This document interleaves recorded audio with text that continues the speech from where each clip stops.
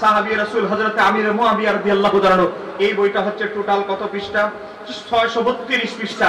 এই বইয়ের ভিতরে আমি উল্লেখ করে প্রমাণ করে দিয়েছি হযরতে সিয়াসিত্তার 6 ইমাম হযরত আমির মুয়াবিয়াকে সাহাবী বলেছে।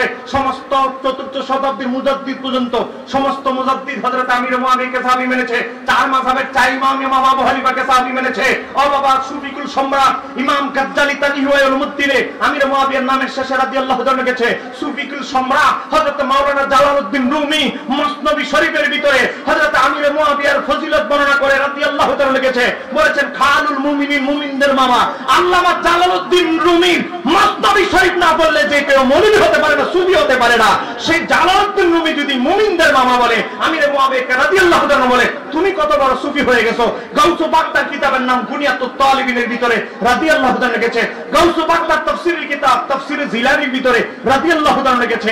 এখানেই শেষ নয়, ইমাম আব্দুল ওয়াহাব শাহরানী তাকে রাদিয়াল্লাহু তাআলা বলেছে সুফিকুল সম্রাট। হযরত ফুদাইল ইবনে আইয়াদ তাকে রাদিয়াল্লাহু তাআলা বলেছে। এখানে আমি সব প্রমাণ দিয়েছি। আজকে এক হাদিসের অপব্যাখ্যা করে বলে আল্লাহর হাবিব বলেছে আম্মারকে, আম্মার একদল তোমাকে জাহান্নামের দিকে ডাকবে, একদল তোমাকে জান্নাতের দিকে ডাকবে। কখন সাহাবী কি জাহান্নামের দিকে ডাকতে পারে?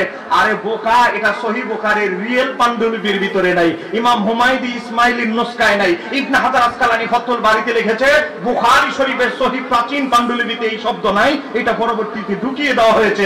হাদিসের ব্যাখ্যা না জেনে শুধু লাফাও আর বাকি একটা পেয়েছো। বাকি তো দুই প্রকার। ইমাম রাগিব ইসমাহানি তার মুফরাদাতের মধ্যে উল্লেখ করেছে 505 হিজরিতে ইন্তেকাল।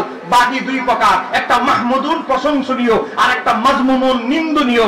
মাহমুদুন প্রশংসনীয় মানে সত্য অন্বেষণের জন্য সত্য খুঁজতে গিয়ে ভুল হয়ে যাওয়া, এটা প্রশংসনীয়, এটা সওয়াবের ভাগীদার। আর একটা হলো হক বাতিলের লড়াই, যেমন শিয়া সুন্নির লড়াই, ও বাতিলের হকের লড়াই, কাফের মুশরিকের লড়াই, এটা হলো আরেক বাগী। এটা দেশের রাষ্ট্রের বিরুদ্ধে যখন বিধর্মী যুদ্ধ করে, বাতিল হকের বিরুদ্ধে যুদ্ধ করে, এটা নিন্দনীয়, এটা আরেক জিনিস।